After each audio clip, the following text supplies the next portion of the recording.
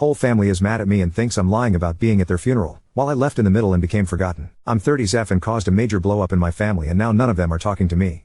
For background, my hometown is tiny, 500 pop, and when I went 2 hours away to the city, 15,000 pop, for college, I loved it. I ended up staying after graduation, got married, and am happy here for a decade. I visit my hometown every few weeks or so, call/text my family near daily, and thought we were all good. My family's pretty small. Just my brother, mom, stepdad, dad, stepmom, and an aunt and uncle, mom's siblings, never married, no kids. My mother's grandparents moved to my hometown when I was in high school and were just down the street from us.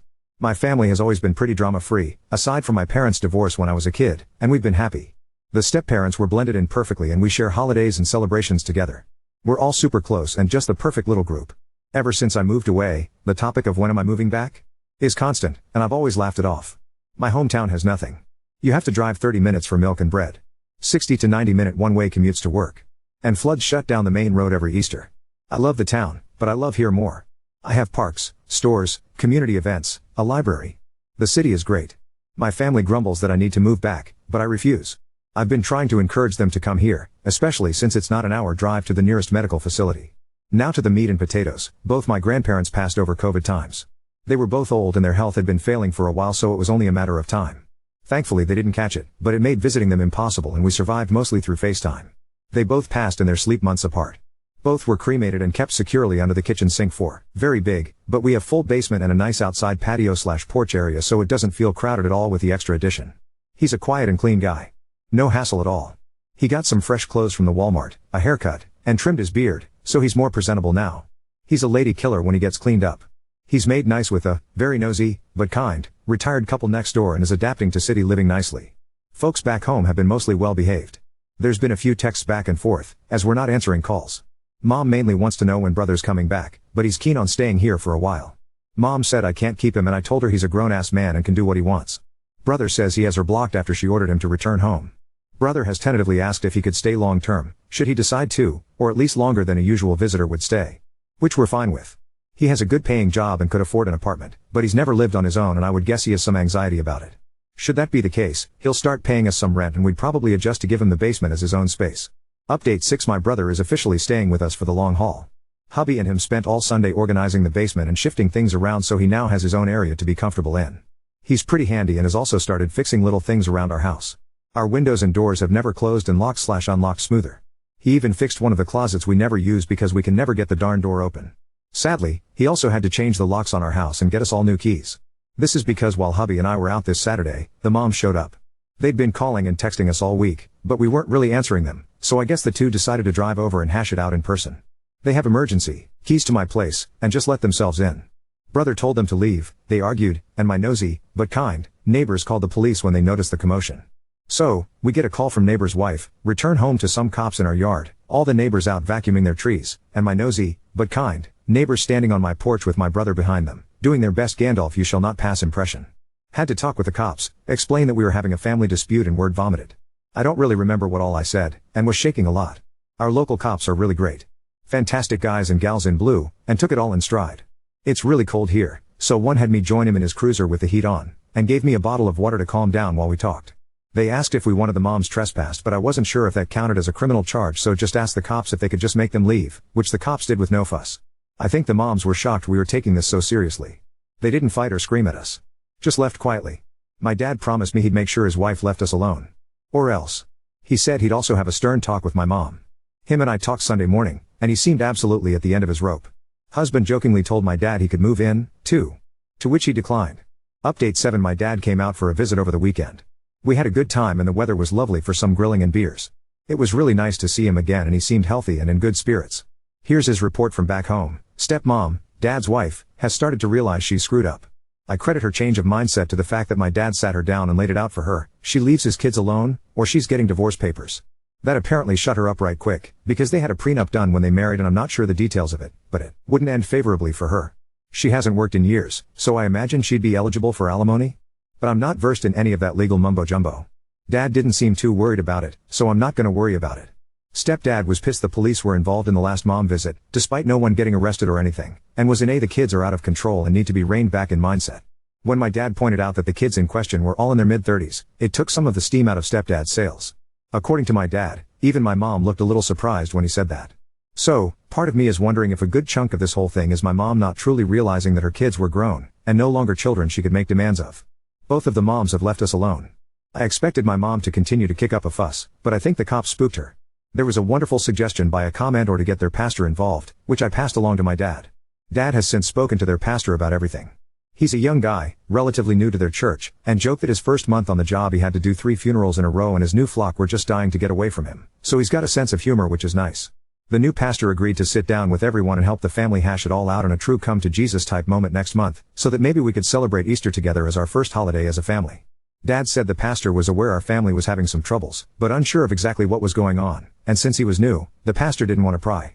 He has also agreed to do a small service down at my uncle's Maple Grove later in the summer, as it usually floods and is a muddy mess all spring.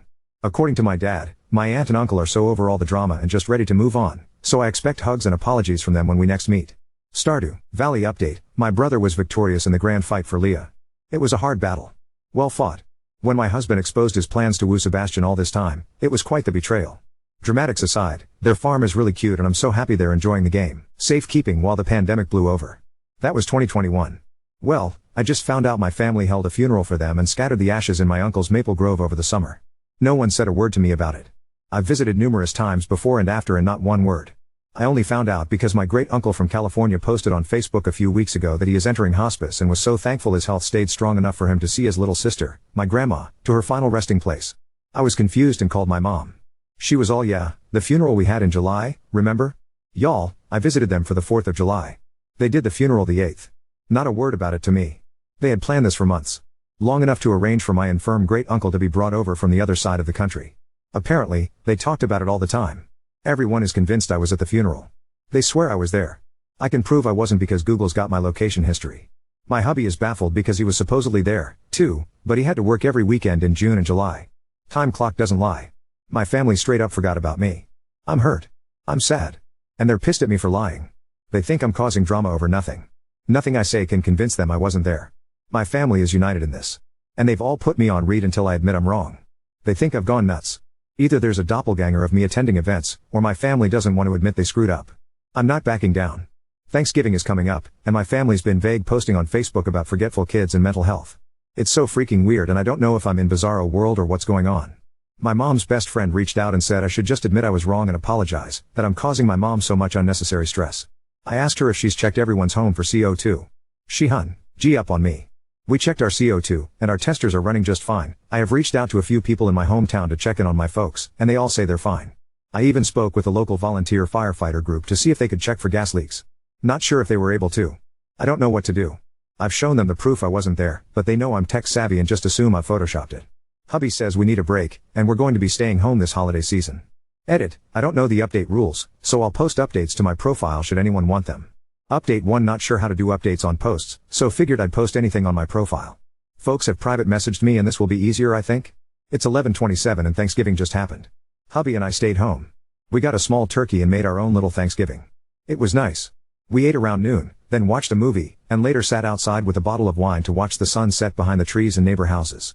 We usually take the day before off, drive to my folks, stay the night, and help with the Thanksgiving Day cooking. So it wasn't until Wednesday night that my mom broke the silence. Mom called and asked when I was showing up, and I told her we were staying home this year, but for them to have a happy Thanksgiving, and to give the rest of the family my love. She was quiet for a long time after I said that, and I think she eventually mumbled an okay, or something, and hung up. It wasn't an angry hang up. Just a hang up. On Thanksgiving Day, I sent a group Happy Thanksgiving gift to our family group chat. I received a few Happy Thanksgivings back. No one said anything else. There's been no posts on Facebook. Update 2: so, I think I mentioned in one of my comments that my dad and I usually talk on the phone every Sunday morning. We're both early risers so we'd chat over our morning coffees and watch the sunrise. Him and I haven't really spoken since this all went down and it's been tough. I'm used to talking to him, you know? Well, I was sitting outside in my usual spot, watching the sun rise and freezing my butt off, and he called me. I'm not entirely sure how to describe the emotions I felt. It was a mix of panic, hope, terror, happiness, and dread. I ended up answering because I just had to know what he wanted. It was an awkward conversation. He didn't address the current drama, but instead tiptoed around the situation with all the grace of a cow on stilts. For instance, a simple "how are you doing?" type question was answered with a "not good." And the whole conversation would stall out for a bit because he knew why I wasn't doing well. So we ended up talking about the weather, the various winter birds we'd seen in our feeders, and the Christmas decorations around town. Things like that. Eventually he asked if we were coming out for Christmas, and sounded sad when I told him we weren't. He asked if him and stepmom could come visit us instead, and I told him it wasn't a good idea this year. That hubby and I were going to spend a quiet holiday together. I let him know he should be receiving some gifts at his P.O. box any day now, so to please pick them up from the post office and put them under the family tree for everyone. He said he'd ship ours to us as well. And that was pretty much it. No crazy drama to report. The only posts on Facebook have been the usual Christmas excitement ones, countdowns, photos of Santa, silly gift ideas, photos of company Christmas parties. On a personal note, hubby and I are doing alright. Our health is good, our spirits high, and we're as solid as ever. We each got Christmas bonus at our jobs, so we're excited about that. They're not large, but we're happy to have them. We have also done advent calendars for the first time ever. I got him a Lego one, and he got me a hot chocolate one. We're going to do the calendars again next year. Maybe make a tradition out of it. Everyone please have a safe and happy holidays. I've received a lot of messages and private DMs urging me to check into inheritance and such. I'm really touched. A lot of internet strangers are worried about me, and I wanted to ensure everyone that inheritance is most likely not an issue here. I'd almost be relieved if it was, because then it would at least make some sense. Money does weird things to people, you know? No one in my family is wealthy by any means. After my grandparents passed, their small estate was used to pay for their end-of-life expenses, and remaining assets split up. Everyone directly related got an equal split, so excluded my dad and the step-parents. I don't remember the exact amount I received, but it was around $5,000 if I recall. My brother gave me a share, too, so I could finish paying off my college debt while the interest freeze was active. The great uncle from California has kids and grandkids, and great-grandkids of his own, and also isn't wealthy. I think one of his kids makes good money doing something in finance, but I'm not entirely sure. I can't imagine he left us anything, as we hardly knew him. My mom, aunt, and uncle only met him a few times in their lives, and my brother and I even less. Grandma and him were close, but I don't think he liked my grandpa much. Update 3. I hope everyone had a wonderful Christmas. I've received a lot of support through my posts, and I'm really grateful. Writing these updates have had a therapeutic effect. Yesterday was Sunday, but I didn't answer my dad when he called. I just really didn't feel up to a pointless chat, so let it go to voicemail. He tried to reach me a few times throughout the day, but I didn't answer. Our bestie last minute invited us over to his house for Christmas Day lunch today, so husband and I were busy all Christmas Eve making cookies, peanut brittle, and homemade suckers/hard candies for his kids. Mom tried to reach out as well, but I also ignored her calls. We had a blast at lunch. Our friends' kids are a lot of fun to be around.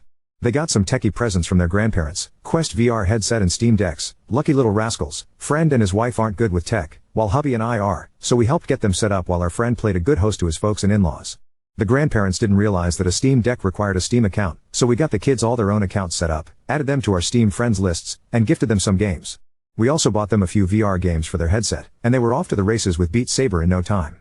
As for my folks, my brother texted and asked if we could talk sometime tomorrow. I think me ignoring mom and dad has caused some kind of upset. Which they deserve. Update 4. Spoke with my brother over the phone this morning.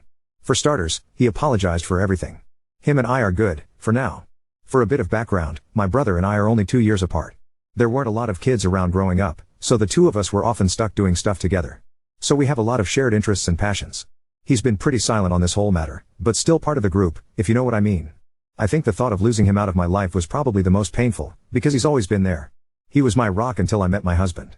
He's definitely a mama's boy, though, so anything mom wanted, he made sure she got. I'm happy to have him back. Without further ado, here's the story from the horse's mouth. Mom apparently had a cancer scare late last year, which no one told me about, go figure, and dad had a stent put in his heart back in January, which I did know about. This sense of mortality has apparently lit a fire under mom's ass to get me back home. But since I wasn't reacting to her passive-aggressive hinting, she and stepmom decided to go full crazy. My great-uncle's health was bad, and he'd been asking about funeral arrangements for his sister, my grandma, for a while, so the moms decided to plan it. And use the event as a giant middle finger to me. They kept all the planning pretty hush-hush between the two of them, so no one on our side of the family actually knew about the funeral until like 2 weeks before. The moms said they'd invited hubby and I. No one thought anything about it. No one thought to mention, confirm, or check with me. The plan was to scatter the ashes, say a few words, and maybe head to town for lunch. It was a small affair. The moms didn't even tell the family that our great-uncle was coming for it. Like I said, it was a small thing. Barely a footnote. No one thought it was odd because we're pretty chill people. 4th of July happens. Hubby and I are out. No one thought to mention it, as we were all busy celebrating and having a great time. Anytime the topic of this weekend would start, the conversation would be quickly shifted by one of the moms. We went back home. 8th of July happens.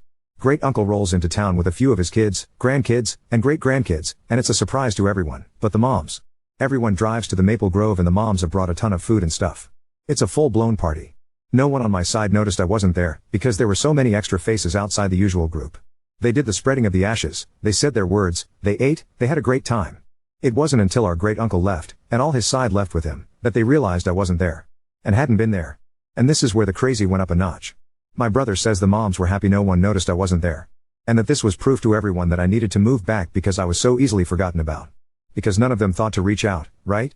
They basically did a ton of guilt-tripping manipulation bullshit, and it made everyone upset at me for not showing up. Somehow it was my fault for being excluded. So suddenly everyone was on their side with sticking it to me. But then a few months went by, and tempers cooled, and then I guess the horror of it set in. Followed by the shame, but by then they were in too deep. How do you undo something like this? And since I hadn't brought it up, I guess they figured they would all just stay quiet about it and hope I never asked about a funeral. That's when I discovered the situation from my great-uncle's Facebook and called my mom, who panicked and went with the stupidest solution. Claiming I was there. Don't I remember? I ended up talking with a few friends from high school, mentioning the situation, and word got back to those in town. So suddenly town gossip and little old church ladies got involved.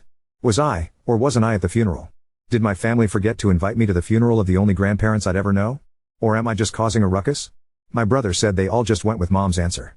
Of course they wouldn't forget me. Of course I was there. Of course they're good people. And it just snowballed. The family expected me to eventually fold. I'm usually a non-confrontational person, so me sticking to my guns was unexpected. And then I missed Thanksgiving. And now Christmas. With no sign of backing down. And I guess the realization that I could just stop being part of their lives is setting in and my parents are panicking. He's tried just getting them to apologize and explain, but stubbornness prevails. They want a rug sweep, but I'm not letting them. My brother is upset with everything that's happened. He's realized just how crappy it all has been and he wants nothing to do with it anymore. But since he lives with my mom, he can't get away from it. He has asked if he can come stay with us for a little bit. I spoke with hubby, and he's in agreement with me that my brother can come crash in our spare bedroom for as long as he wants. Brother works remotely, so it's no trouble for him to pick up and go. I believe he's making the trip today or tomorrow. Not entirely sure, but I expect crap to hit the fan when he arrives. On a side note, hubby's stoked that my brother and I made up. The two usually game together, but haven't due to the situation. He's downstairs right now setting up his man cave in preparation for my brother's arrival. I'm happy to see him so excited. My brother rolled in late last night. He'd obviously been crying, and when I opened the door, he just held me and sobbed. I'd never seen him like that before, and soon both of us were just standing in the doorway crying into one another. He kept apologizing. Over and over again. Said he wasn't sure why he went with it. Just kept saying sorry. Hubby got him all set up in the spare bedroom while brother and I talked. My brother's a wreck. He's always been a big guy, but he's lost a lot of weight and his clothes just hang off him. If I didn't know better, I'd think he was on drugs. We talked for a little bit before bed and he re-explained everything for my husband. I'd told hubby the story, but it was just so weird that hearing it again helped. This morning my brother was up at dawn making some coffee and getting his workday going. Hubby's off all week, lucky, so hubby made us working folks some pancakes and bacon. So far everything's peaceful. We've decided not to answer any calls from our family. They've been made aware that he arrived safely, and that we are going to spend the New Year's together, and that we're not answering any calls until January 1st. They may text if they wish. I'm sure they're losing their minds. Serves them right. Everyone, have a safe and happy New Year's. Don't drink and drive. Update 5. I hope everyone has a safe and enjoyable holidays, and may the new year be full of joy and happiness. Not too much of an update. Things here have been quiet. My brother's settled in nicely and he's a great housemate. Our place isn't.